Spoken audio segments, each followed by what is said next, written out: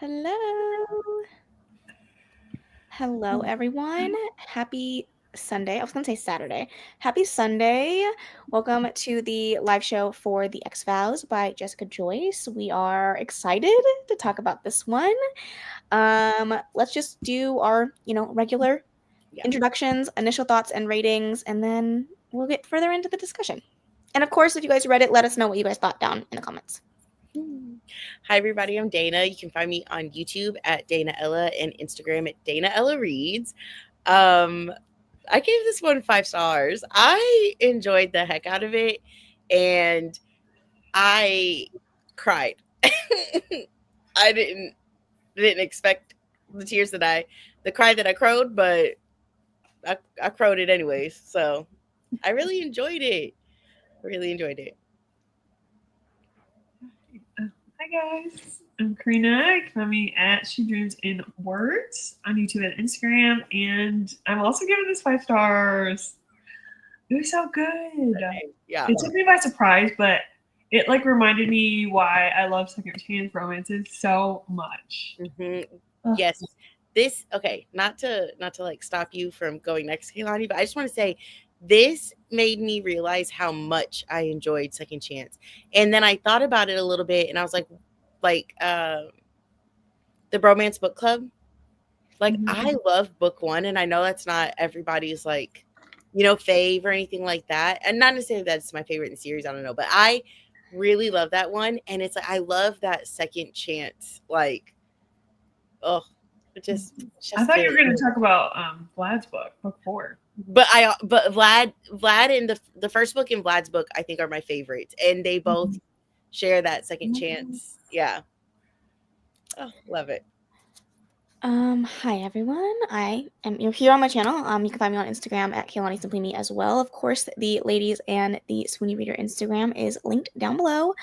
I haven't given a final rating. I read it last night. I'm thinking I'm gonna sit at a 4.5. I really liked it. I had a few issues with some of the choices that were made. And I think somebody in the comments said it, so I'll touch more on that in just a second. But I loved it a lot. I had a lot of good moments with it, and I did cry. It did make me cry. I think I was a little annoyed at some points, which kind of brought my rating down just a little bit. But I could be convinced to give it a full 5. I just haven't really made a decision yet. That's not bad. Yeah, not bad at all. This is a win. Yeah. Absolutely. Yeah. We have Liz here. Hi, ladies. Not 2 days in a row. Hello. Love to see it.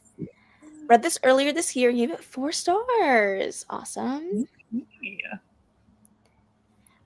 Read this last year. Didn't reread it. Gave it 3 stars. Remember, it would have been a 4 if not for the female main character annoying me with the constant unnecessary self-sabotage. And that's it. Nail on the head. I just was frustrated by some of the choices that she was making. But I understand it. But from a reader standpoint, I was a little frustrated. This started out a little slow for me, but ended up really enjoying it. By the time I got to the end, I gave it 3.5. Well, that bodes well for us that gave it 5 stars. Enjoyed You with the View even more. Wow. Okay. Rounded up to 4 on Goodreads. Happy Sunday, everyone. I just finished it a couple hours ago. I think I'm between a 4.5 and a 5-star rating. Stunning. Amazing. Started this morning, so I haven't finished it yet, but I'm here for all the thoughts going in, perfectly okay with spoilers, and happy to see you guys. Hi, Sam. Can't change my rating because I still remember being annoyed. And anyone I didn't say hi to directly, hi Amy, hi Misty, sorry, skip them, hi Sam, hi Josephine, and hi Liz. Just want to make sure I said hello. Okay. Any other initial thoughts we want to do, or want to jump right in?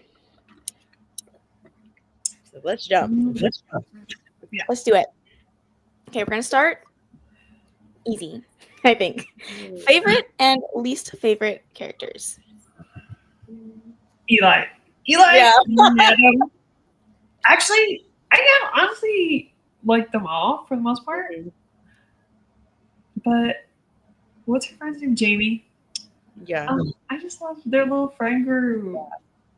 And Cole. Actually, Cole. What? I loved him. Oh, I loved him. Oh, yeah, no, I really enjoyed them. I'm trying to like rack my brain other than like his boss, like Luce. But I mean, like, we don't actually really get page times where I'm just like hearing random little tidbits about him. I'm trying to think like if there was really anybody in there that The cake lady, the first one. The cake lady. Oh yeah, Margot? Was that her name? Margot? Yeah. Margot? Something like that. She was mean. Yeah. She was definitely mean. Definitely mean. But she didn't have a lot of screen Yeah. time. So I agree. Like, I put this in because I wanted to know if there was anybody that somebody like just didn't love. But I personally, I didn't have any least favorites. I thought all of the characters were really well written and very well fleshed out. Yeah. I think also like even self-aware in some aspects, like even Adam, who like they're like, Adam is just, he's so big and he's so loud, but he loves us so fiercely, and like, and he has his moments of like that the wedding curse, and he was like, yeah, maybe I got wrapped up in it, and they're like, babes, but even just like Grace, like the partners to the best friends, like Jamie's part, Becca, is that right? Some of the Blake, yeah. Blake. Just like all of their partners just being like, I don't know, just like adults, and not being like irritating, just like side characters. I feel like she didn't give us, sometimes like there's always, not always, but sometimes there's those side characters that are just there to irritate you and live underneath your skin a little bit. And I feel like she just didn't give us those, which was, I don't know, kind of refreshing. Not that it's bad, I think, when we get them, but it was just a little bit more of a refreshing take to not just have like so many people you didn't care for. Yeah. And I think she's kind of set up Cole in the beginning to kind of be like that person that was like, ugh, maybe I don't like him. But then like he had his full little arc and he was like being the wingman. And I was like, yes, I loved him. Even like, sorry, go ahead. His little like redeeming moments. Yeah. Oh, yeah. Well, the part where he like, she was like gazing longingly at Eli, and he's like, "Great view, huh?" And I'm like, I thought that was so funny. So funny, but also it's like, I feel like even in the moments where like in the beginning where you meet him and it's just like, oh God, here goes Cole. I feel like even then I was like, no, there's more here. When he was like prodding Eli, I said, oh, he knows something. Yeah. Oh, for sure. You know something. Yeah. But that was funny how he's just like so unashamed, like, nice view, huh? Yeah. That was a good little moment. Yeah. Missy said if there were any characters that I didn't like, I liked all of them, but Eli was probably top tier. Yeah, absolutely. So good. I want this to trigger my memories of this book, but I'm so lost. And it just started. I remember none of those names. I'm here for support at this point. We appreciate it. Yeah. Appreciate it. Thank you so much for being here. Can we just talk about for a second though, like some of the things that Eli said? Like in the room, bedroom? I can't laugh. Hold on.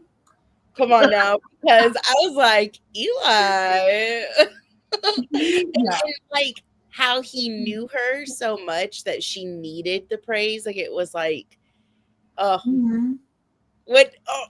when she was gonna go answer the door for Jamie, and he was like, the beard burn will give us away. And I was like, and then she was like, she won't know the position. He really had some really good lines. He did. Okay. I know this isn't like a spicy part, but I just really loved, I'm trying to set the scene. I don't know, but 38% in, they were having like a little conversation. I think this could be the whole DJ scene. I don't remember. Anyways, basically what happened was Georgia's telling Eli that he overestimates her, and his response was like, "You underestimate yourself." And I just loved how he was always like reassuring her, like building her up, because she clearly like lacks a little bit of self-confidence. You know, she kind of talks about her having to fit in certain spaces for everyone else. Yeah. And I just loved that he was always there to like boost her up, because yeah, we all need it, Eli.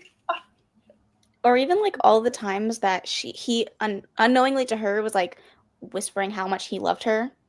Oh my god. Yeah. I'll throw up right now. Yeah. Oh my gosh.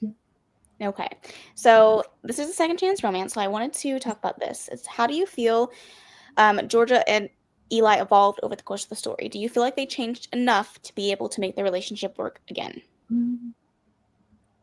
I say yes. Yeah. Because I think Eli's biggest struggle, like, you know, he was trying to make sure his future was different from how he was raised, like with his dad, because his dad was like not present, right, in his childhood, and he was just like so work focused.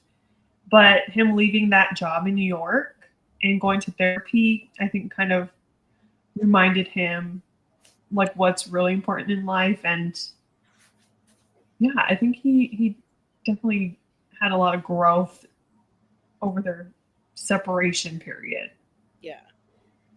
I think George's dad was the one that was so work focused that he couldn't take time. And I think that's probably why Eli's work schedule triggered a deep-seated thing in her. For Eli, I think it was the instability, where his parents went from living a very idyllic life to like everything being ripped out, and then just everything crumbled after that. But like I feel like they did change, because even with like them knowing when they were leaving the wedding that they wanted to be together, but they had not finished doing some work that needed to be done. And it just like, it was so good. And then all the talks of like him in therapy, I was like, oh, we stand this. Like, or even like, oh, sorry. Are you talking about the wedding, their friend's wedding that they both showed up to, and she thought he brought a date? No. Like when they left Adam and Grace's wedding, like they were both like obviously like involved again and wanted each other, you know, but it was like, we can be friends right now. And you have, like when she was telling him, you have to go and make those decisions for yourself. You can't like make your decisions based on me. And so yeah, I think they put the work in and were strong to resist, because at that point they were so deep back into the emotions and feelings that like that took strength to be like, we're leaving here separately. Yeah. Misty says, I love how well they knew each other on such a deep level. But also that Eli grew more of the two. Josephine agrees. I think Georgia started to grow more towards the end, but we didn't get a lot of her growth on Paige. And I agree. I feel like there was a lot of trauma behind her abandonment issues and like feeling like she wasn't enough, and that if she did something wrong or said something wrong or did the wrong thing, then like the people in her life would leave her. And I don't think that was really talked about as much as Eli's dependency on working, but I do like that at the end she's like, I need to let him in for the hard stuff, not just for the easy stuff. And when I'm scared or when things don't look great, not just on the, like, I'm not just loving you on the outside looking in all the good stuff, but also like at the hard stuff. And I do like that was talked about, but I do agree that it wasn't talked about enough for me personally. I think it was like, I think the way it read to me was she had the work-life balance. She just needed to work on like those things of just like being brave enough to share or ask for things. And I think like his was like, he was working 80 hours a week. Like he had I think so. It's like his growth, I think, was always gonna, in my opinion, was just always gonna look bigger than hers, because of how drastic of a change his had to be. Like he didn't, like he had to completely leave that whole entire life to be able to carve out what the next thing would look like for him, because he had no balance. Everything was like his anxieties were completely consumed in being stuck in the cycle of work and like not being able to get off that train. And I feel like for her, she had like a job she really enjoyed. She had the balance. It just, I think hers was more so like that, like people pleasing. And I think like, I don't know, I really connected to her because I'm a people pleaser to my core. And like the conversations where she would have, where she would say things like, I always try to give more than I take, because like I never want, you know, somebody to not find value in me. Like that's me to my core. I will, I think like overextend in a lot of like relationships because I am just scared people will drop me like a hot potato, you know? And so it's like there's a lot of things that she said that really like resonated with me. But I think for somebody like in that situation, a lot of those changes are small. They're not going to be like big visible things. I think for somebody to see, like somebody quitting a job, moving and completely changing a lifestyle, I think like for her, a lot of those things were more so of like she was already independent. She like, you know, she knew how to manage her money but still enjoy things, whereas he like didn't spend money. Like he didn't, like when she would say like he could have afforded a place on his own, but he chose to have a roommate because all of his stuff was deep seated in like financial stability, and like that was his stress. But I don't know, I think they both grew, but I think his were just bigger, like bigger things. His were like external and hers were internal. Yeah.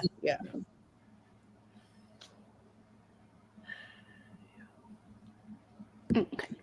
I think they showed growth even though she did fall back to old habits with self-sabotage. Yeah. Had a That's a Raven moment where images of what happened in this book just hit. Okay. I know Misty mentioned how well Eli knew Georgia. The part that like had me swooning personally was when he dropped food off at her door. Yes. Even though she said she wasn't hungry. And I'm an excellent service kind of person, and I just love that. Because like he knew what she needed before she even knew. You know, like I'm sure she would have gone the whole night without eating, but like he's like, no, you're not gonna starve yourself, you know. Yeah. I just Eli, man. Yeah. I loved too when he was just like, he took a sip of her drink and she was like, when he dropped the food off, she's like, hey, delivery fee. They had some really cute banter, like the banter between the two of them, or some like the one-liners that they would say like after something, and it's like they would just have such cute like little banter back and forth, and I really liked that part of their relationship. Like even when things were hard and things were tough, like they still knew how to play with each other. Yeah.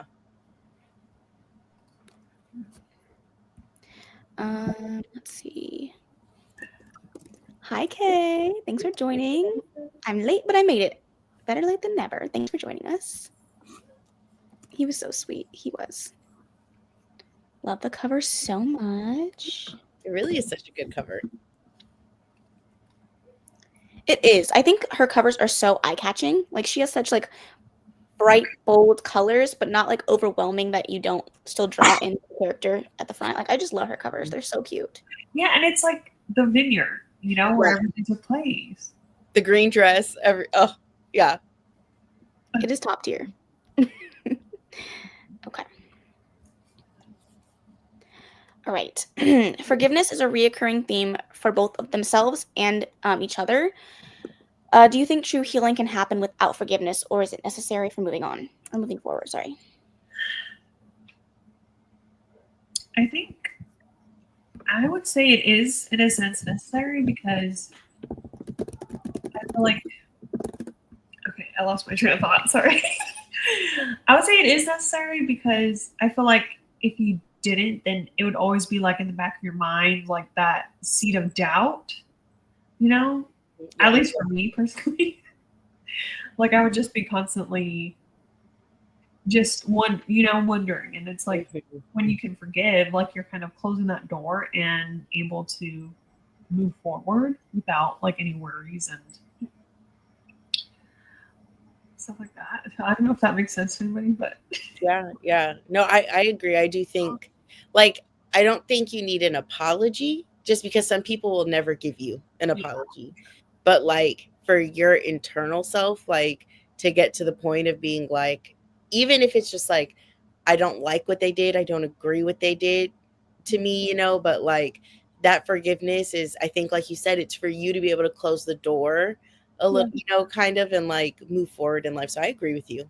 Yeah, and I think Kay said it very well. Forgiving someone is for you, not for them, which is so true. I think that, especially for Georgia, there were so many little things that, stacked up and stacked up and stacked up that led to her feeling like she had to push herself aside, But if you don't have forgiveness for those things, it just turns into resentment, which then turns into hate. And I feel like there's that balance between love and hate. It's like very easy to swing to hate when you have so much resentment over the little things that were like built up in the past. So I do think that forgiveness was like crucial for their relationship. And then Eli, I feel like I think he said it, like he didn't love the fact that she left for him, but he knew that she needed to do it for her. And like there was that level of forgiveness there too, even though he didn't love the decision that she made. Yeah. One of the little things too, I really enjoyed how the author like it didn't feel like when there were issues that one little thing made everything okay. For example, like with Georgia's dad, when, she'd been suffering with like feelings of abandonment from him and, not being something worthy of his time. And when she asked him, do you want to come visit me? And I love that, like, him saying yes didn't erase it, where it was like, it's like, this doesn't make everything better, but it at least opens the door for us to move forward to a better place. And even when her dad took the accountability of saying like, I'm so sorry that you felt like you even had to ask that thinking I wouldn't come.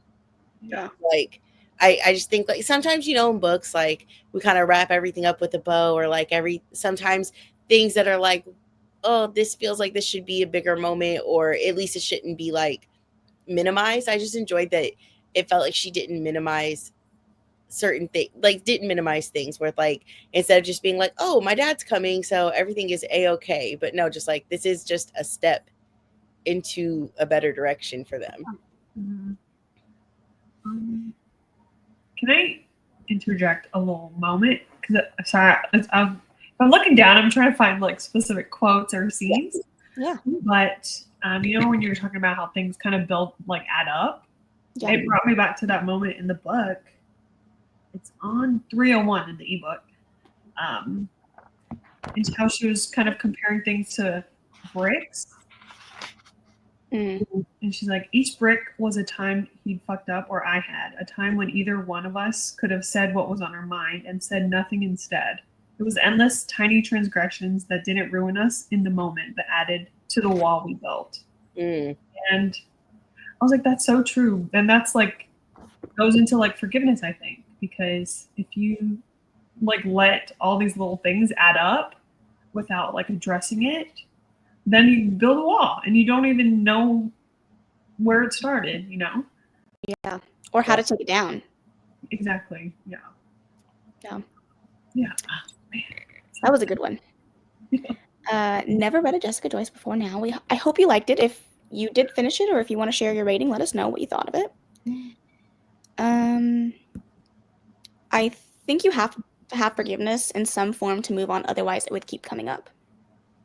Yeah. I think you need to forgive, but if you agree to stay in it and move past things, you can't bring up the past as a weapon when you feel hurt. Yes. Exactly, Liz. I think it's necessary. I agree with Karina. If you don't forgive, then it will always be in the back of your mind. And anytime something happens in the future, it will get brought up again. Got some. Listen, I know some things, Sam. First book by the author as well. Yeah, I would love to hear Sam's thoughts on this when she gets to the end. Okay. I think we kind of talked about this, so I don't know if we necessarily need to cover it, but I'll pop it up just in case.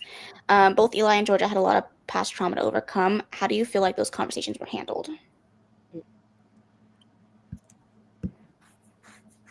If you feel like we touched on this well enough, we can skip it. I feel like we can talk about it a little bit. Okay. I thought they were handled well, and like with care, especially with Eli, like at the end, and just him finally talking, you know, about all the stuff he's held in. Like he's told her about their reckoning and stuff. Yeah. And I think it was just a way for him to like kind of let out a breath in a sense, because when he was, you know, working 80 hours a week, like how do you have time for anything? Honestly, like you don't even sleep, I imagine. So he didn't have the opportunity at the time, or like, you know, during their separation. I think he was like being respectful of her decision and stuff. But yeah, I thought it was well handled. I really liked the. I know that in a lot of romance books that deal with trauma, you know, people are like, "Oh yeah, I go to therapy," but I really liked that he like actually in multiple times during this book used the skills that he was taught in therapy to help bring him back to center. And I feel like sometimes it's so easy to be like, "Oh, they go to therapy because they want to be mental health inclusive," but instead they don't actually apply those things. And I feel like the conversations around like having an anxiety attack and how to deal with the things that come up when that does happen were talked about really well and handled, I think, in a sensitive way that felt real without being like the full point of the book. Yeah. I think too, like, just how the, you know, we kind of had the conversation about like Georgia maybe not having as much growth or maybe not visible. You just made me think of like how he, like Eli was actively in therapy, and how Georgia had mentioned how she'd gone to therapy and she had stopped, and how it's like, maybe I need to get back. Like maybe I need to get back in the swing of like making sure I'm, you know, continuing to work on myself. But yeah, I think it was handled well. And like you said, I think it didn't overpower, I guess, like, you know, the romance of it, you know, like it was definitely like a integral part to like their journey, you know, being able to get to a happily ever after, because like without that, like coming to terms with a lot of things, like they would never have the longevity to like make it. It would always be something that was great and then gone, and you know. And so I think like it was really nice to kind of see them have to come to terms with a lot of things, and like, you know, and how they were aware, where it was like, yeah, I'm struggling with this, like, or, you know, this was definitely from my past, or how she even said like, I know, oh my gosh, there was a quote in there where she talked about I understand about like his past, but he's losing what he has right now in the present. Like it being her. And I was like, man, I was like, you're speaking right now. Is there a quotes question? Because I don't want to share. There is a quotes question, but feel free. I mean, no. I'm gonna save one of them. But yeah, I do think like it was a lot of trauma, but it didn't feel like, you know how we talk about sometimes in books like trauma for trauma's sake, and it's just like in there to be in there. Like this didn't feel like that to me, at least. Like it didn't feel. It felt very, very real, and very like, yeah, like any of your friends could be dealing with this and still just trying to get through their day to day and whatnot, you know. So it didn't feel like trauma for trauma's sake, which I thought was really nice. Not to bring up the past, but last month's book, you know how our kind of issue was that one scene at the end with the guy's dad, like, was done and over with in like a second. And we just wish that there was some expansion there. I think I liked how it was handled in this one. And yeah. And I think it's funny, Kay said the same thing. Said it did what Bet on It failed to do. I promise I didn't see your comment, but see, we're on the same like minds. Yeah. I think it's interesting. I think it's always funny when I see these trends come up on TikTok or whatever, but it's like book couples that you think would actually like stand the test of time. And I do think that like if you were to put these characters in real life and pull them out of the book, you know, these characters would last because they've done so much work to really be what the other person needed them to be in their relationship, as well as what they needed themselves to be on their own separately. And I think that like this couple would be the one that like they're still going strong 50 years later, you know? Oh, absolutely, yeah. What did he say at the end? He said she teased him about his timing. Do you know the moment? Oh, it was like 100 years, and she's like, I don't think that's like he's like, fine, 50 or 60 or something like that. Yeah. Okay. I know that Dana wanted to share specific quotes. So I'm gonna wait till she comes back. I'm actually gonna skip a question, and I want to talk about the curse. Are you superstitious? Did you believe in the curse? And would it have deterred you from marriage? Because I know a lot of people like one thing goes wrong and they're like, I'm not supposed to be with this person. Bad omen. Yeah. Oh, I'm so sorry. I skipped a bunch of comments. I apologize. Okay, no worries. Kay rated it 4 stars. Ooh.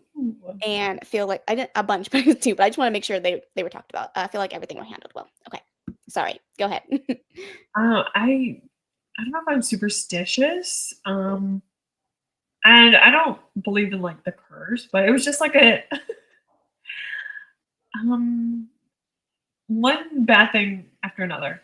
It's just like bad juju. They could not catch a break. Curse. Yeah. But sorry. Go ahead. No, go ahead. No, I just say I like how you know, at the wedding, in her speech at the wedding, Georgia's speech, I really loved how she kind of tied it in. I don't want to spoil anything, but yeah, for me, like reading the book, I had anxiety. Like every time something would come up and I'd be like, oh no, this is going to go wrong. And even when they were like, oh, the wedding venue is perfect, everything's working out perfectly, I said, why would you say that? Because now the curse is listening. Because I feel like I am a little superstitious. Like that stuff like freaks me out. And so like the fact that they were just like, yeah, this wedding is going through, I would have been like, I don't know what's happening. It's God telling me? What are the signs here? You know? So like, I don't know if I wouldn't cancel my wedding, but it would be like one of those things at the back of your mind that you're like, what's happening? Why is everything going wrong? Yeah. But the fact that they still found joy in like the chaos of what ended up happening was so beautiful to watch.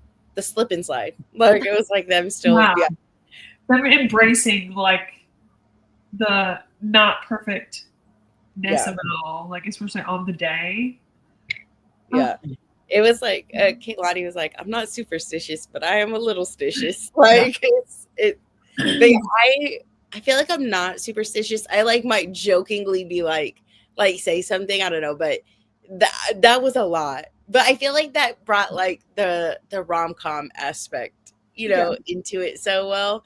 But everything was continuously going wrong. I was like, my God. Like since we're talking about that, I just want to talk about how Blow the Whistle was like the song that needed to be played at the wedding. That is so funny. Okay. Standard. I know we were just talking, I know we already talked about characters, but because you said Blow the Whistle and that being like the thing that had to be checked off, like that was a non-negotiable, you know? Yeah. And I know we talked about characters already, but the DJ that said you have to come and it's an experience, and how he was just like, they were like, we'll give you a list, and he's like, you take me as I am or you leave me. Like I was just like, you know what, clock it, because I, as much as I would never book you, sir, you stand on your business and I respect it. But I would never book it, but I respect it. But that's the thing, as the people pleaser in me, he'd be like, take me as I am. I said, well, I guess I have to take you because now I feel like I'm gonna hurt your feelings, you know? Yeah. Oh, this kid is hilarious. He is hilarious. Okay, Kay says, not superstitious.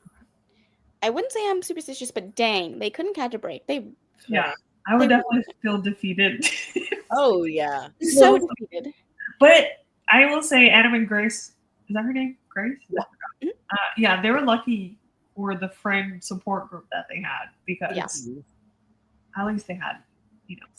honestly, what a perfect name though for her. Like she showed grace in like every situation Yeah. because it's like you always hear like jokes or horror stories about like bridezillas, and she just really was like, hey, Yeah. like it's cool. Like it was like, love that. Adam was more. Yeah, they were like the perfect opposites in that situation. Oh, even the little moments where Adam would just be like watching her and they'd be like, okay. Like he's so in love. Yeah. It's like he's a side character. I feel like we don't always get to be so like fully invested in like side characters and like their romance. It was really sweet. This is not a part of the questions, but something I just thought of right now that we don't see a lot in romance books is the fact that this was a super, super, no deniable platonic friendship between a man and a woman that was not questioned at all throughout the book. And I freaking loved that. Love that. Because I feel like that's always the conflict. Oh, it's supposed to be platonic, but I love my best friend. And it's just like they were just so perfectly platonically best friends, and Grace had no issues with it, and like nobody had any jealousy. Like I just thought that was so beautiful. Yeah. I was waiting for the shoe to drop. I was waiting for Grace to be like terrible and have an issue with their friendship, and just it never happened. And I was like, oh, thank God. Thank God. That was beautiful. I mean, I don't walk under ladders, but if a black cat walks in front of me, it isn't going to ruin my day. I won't pick up a heads down penny or scratch an itchy palm. Okay. So we got a little stitches here. I've never heard of this. I think it's like money. It depends on which hand. Oh. Yeah, so I think it's your left hand. If you scratch your left hand, it's supposed to mean money, but I don't remember. I think the right one is not as great. I don't remember though. But I do remember it was my left neck. I was like, "Oh, you want to go to the casino? We're gonna win some money." So you don't scratch it, or you should scratch it? For your left, I think you're supposed to, but I don't know the right. I don't remember. Interesting. I wouldn't pick up a penny if it's on tails either. Oh no, she said. I guess I am a little. Oh wait, I guess I am a little superstitious after all. I loved that and how Grace was okay with it. Yeah. Mm-hmm. I'm superstitious, oh Jesus, about random things I learned from childhood. Ears ringing, someone is talking about you. Mm-hmm. I've heard that one. But for that one, I was, I guess, taught. I don't know. That depends on which ear. Ooh. If it's good or bad. Don't ask me which side is which, because at this moment I don't know. Or even like the 7 years of bad luck if you break a mirror. Like I've broken many a mirror in my life. You have a little compact ones and you open up and you're like, but like that's one of those things I'm like, but like walking under a ladder, picking up a penny, like I don't do those things either. Like it's just weird that you kind of like hang on to some things and then just like disregard the rest. True. Yeah. Okay. I don't know if I want to I kind of reordered my questions. But I feel like this is going to come up in the favorite scenes, but I want to talk about it at its own. I'm just going to do it. What did you think of the grand gesture? Oh my gosh. Years in the making. The black. And then, and all I think of, and I'm sorry because I know not everybody here likes Taylor Swift, but I'll marry you with paper rings, and so good. I love though that this was started before they even dated. Like he was writing his day one, basically. Yeah. And when he was just like, I'm gonna find the exact one, because I was reading with my Kindle, and then after that, I was just crying and listening and playing Happy Color. But he said, because you were smug as hell when I told you Heather Russo has a crush on me. I love your petty little heart. You know I belong to you, but you don't know how. Oh. And that was number 47. They weren't even dating. Yeah. It was like that grand gesture, like you said, years in the making. 13 years. Years in the making. Okay. Like, is that just top tier or what? I feel like it has to go up there as number one, because it's not just like I messed up and I need to get you back. This is, I loved you since day one, and even in the tough times when we weren't together and we were apart, I was still fighting for you. And then to this day, I'm still. I just love it. This is like the top tier grand gesture moment. Yeah, absolutely. And no running was involved. None. Maybe he ran from the airport to the cab. Who knows? Maybe. But I think one of the things that also makes it so great is that it was such an unintentional grand gesture. Yeah. Like, he had never told her. And like she said, had it not been for like some wine, just like and it's like, even if you take that out, like, she still would have been swept off her feet when he was like, when he asked her, like, oh, do you have to have that cupcake on your birthday? And she was like, I mean, yeah. And he was like, all right, we'll say less, and the fact that like he did all of that and he showed up and he did like, so it's like his grand gesture added on with like just 13 years of cataloging his love. Oh my God. I was unwell. I was unwell throughout this book. Oh, I think Karina said it perfect. It was literally perfect. Like, there was no other way that this could have gone. That it was just perfect. She knocked it out of the park. Like, I can't. And like the forethought that this author must have had, because those paper rings were talked about from the very beginning of the story. Like, so she was really just, And I love that she kept them all. Like, even after their breakup, like, she kept them. I'm obsessed. I'm not right now. Please. Okay, we'll pop back to number 6. Favorite scenes or quotes from the story. Well, and don't ask me why these my Rolodex out. Oh, I'm sorry. Let me do these really quick. But generally, I would feel defeated and just want to be done with it and never do it again, because it won't ever go right. Emo. Yeah. I don't walk under ladders either. I love the grand gesture. The scene had me tearing up a little bit. The rings, that did make me swoon. That got me. Yeah. I may have shed some tears, and that she just kept unrolling them. Like, there were so many. Oh. I didn't expect those paper rings to have such a huge significance. So good. Okay, I do want to just briefly talk about how Georgia would like all of his dad's posts, and then he messaged her like that.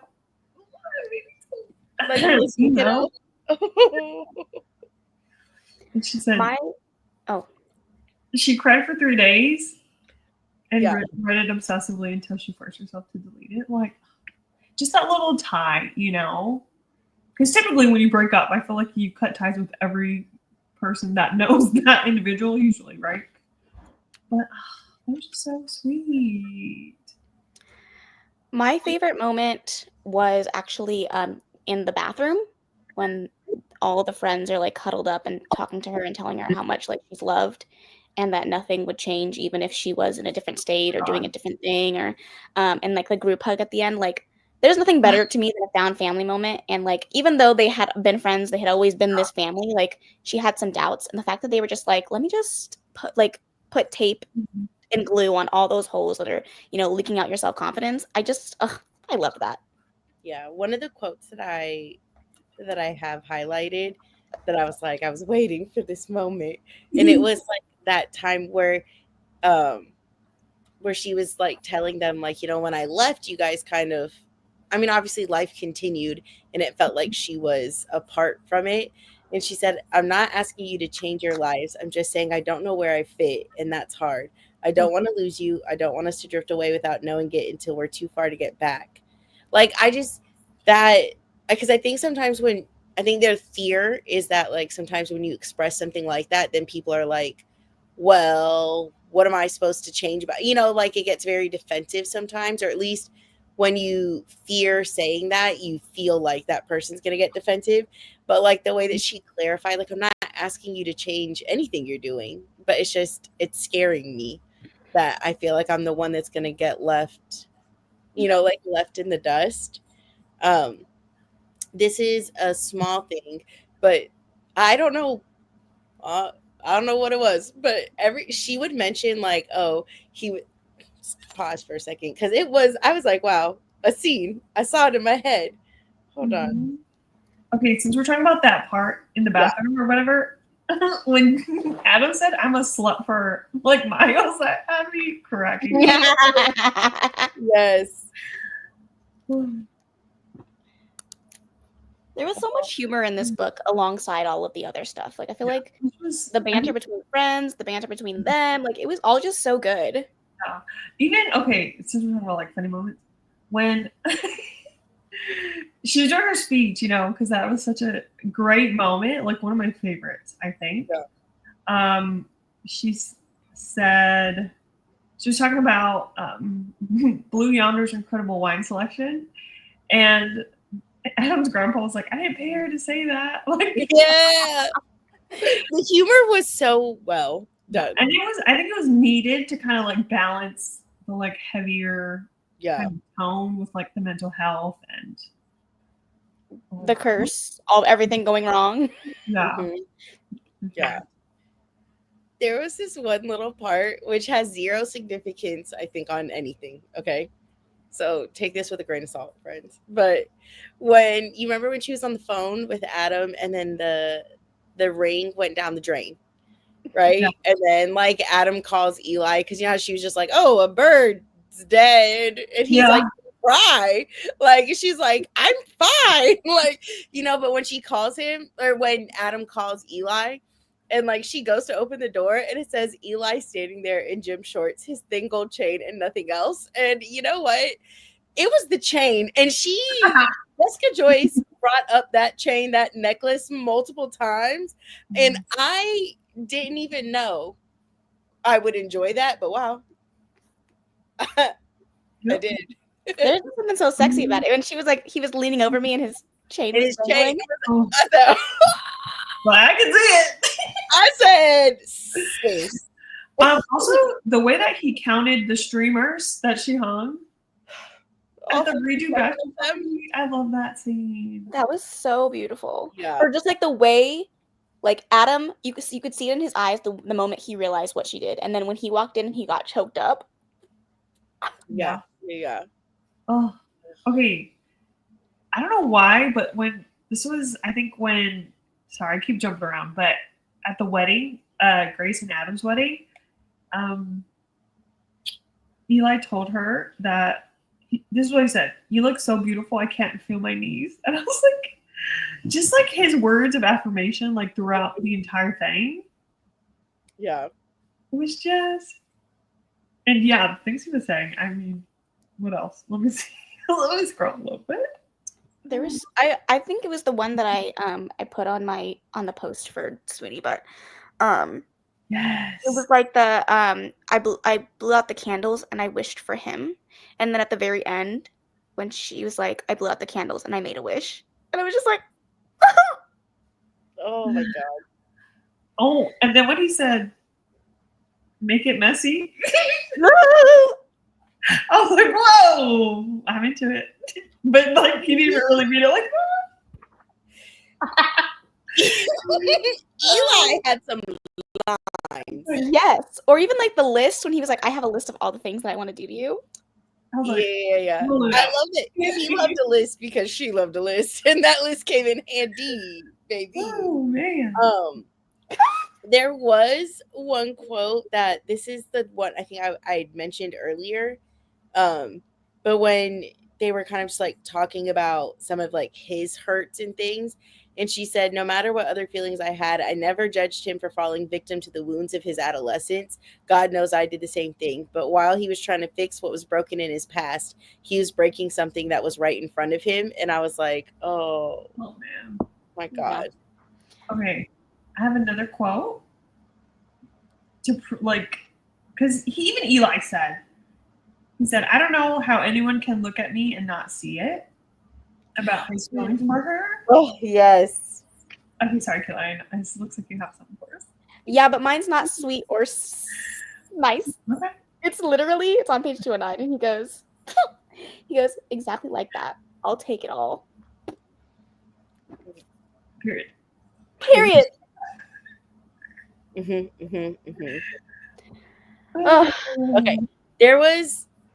This was like a long highlight because it was like a scene. Okay.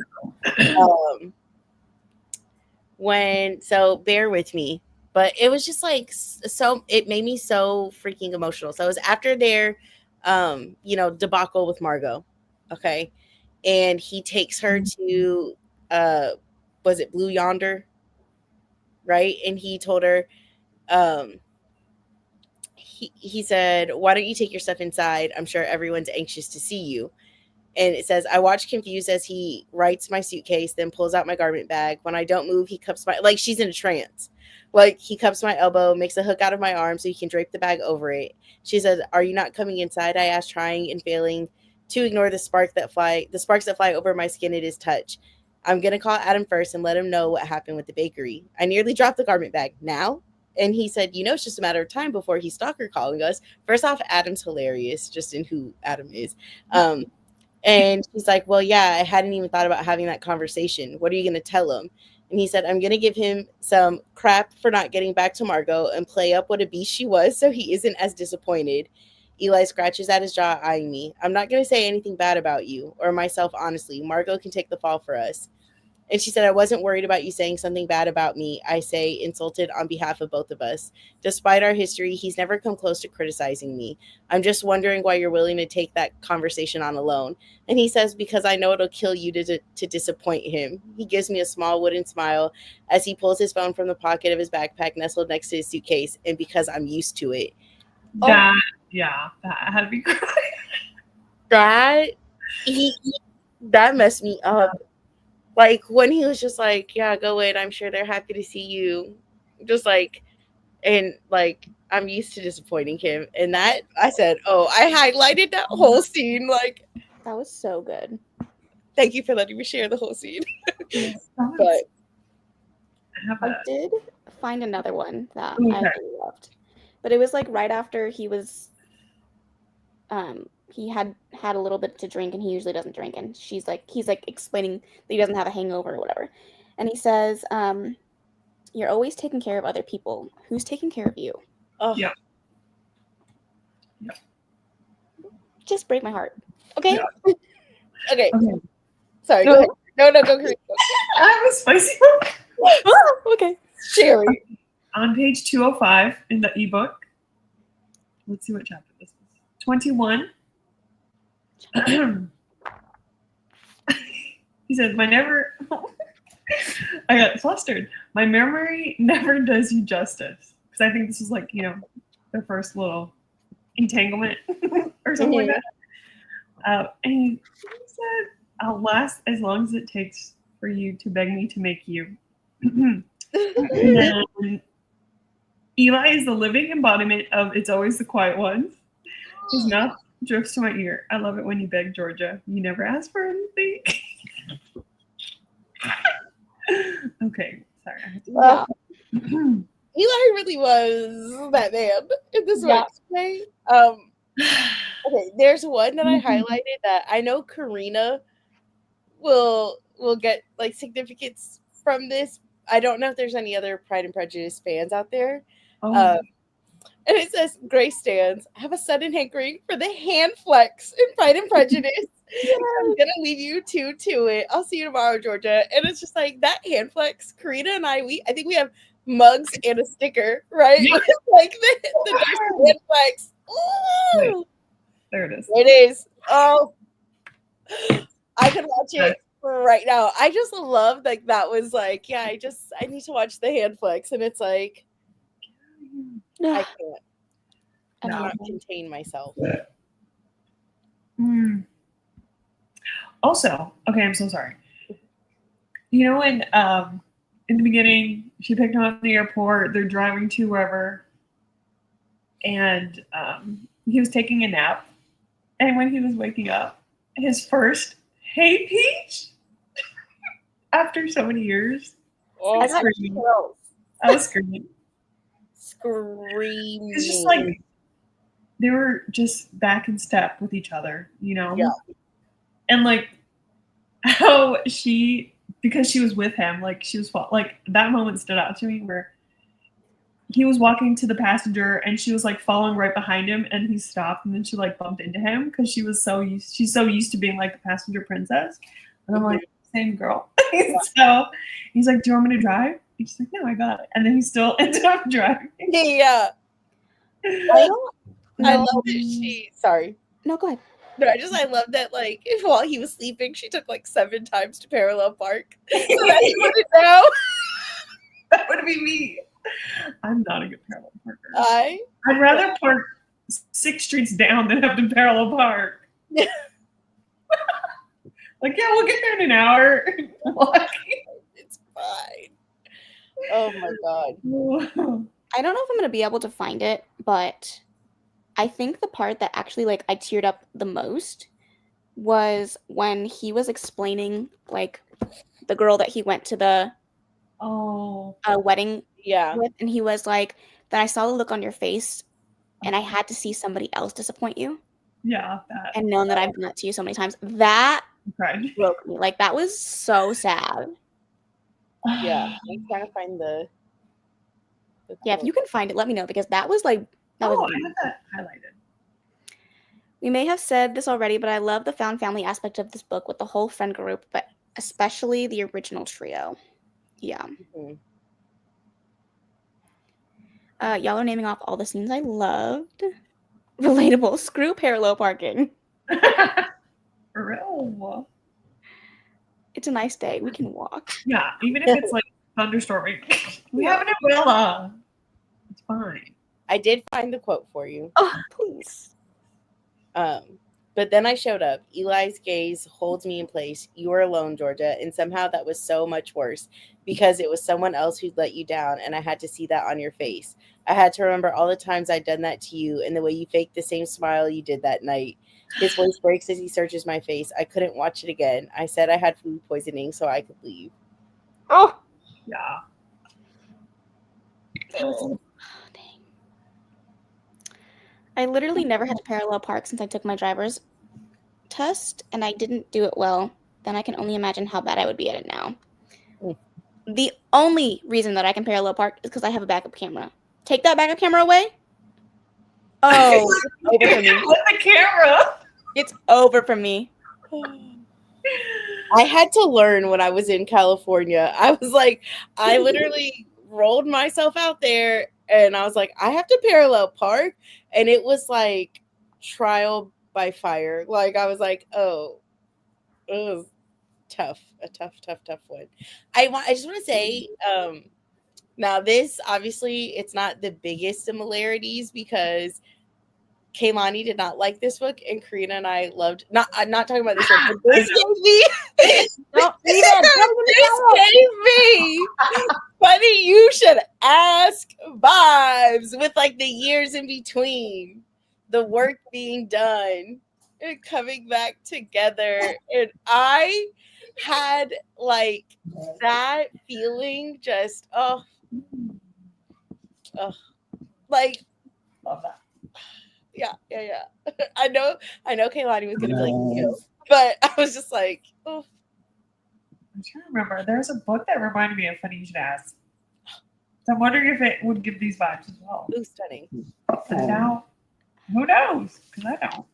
The fact that you're comparing that second chance to the second chance makes me want to throw things. Well,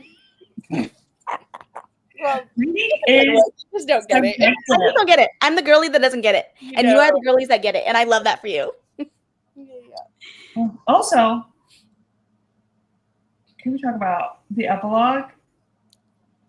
Because it's just so cute.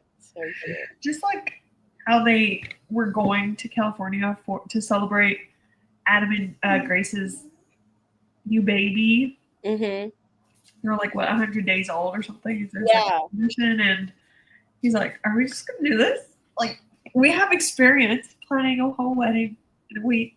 And I just love that. And like one of the first highlight in the epilogue I have is like, she's kind of like explaining how like everyone, or not everyone, but like their small group of people like showed up and it was just like raucous, chaos going on. And it says, look, sometimes happiness is loud and messy.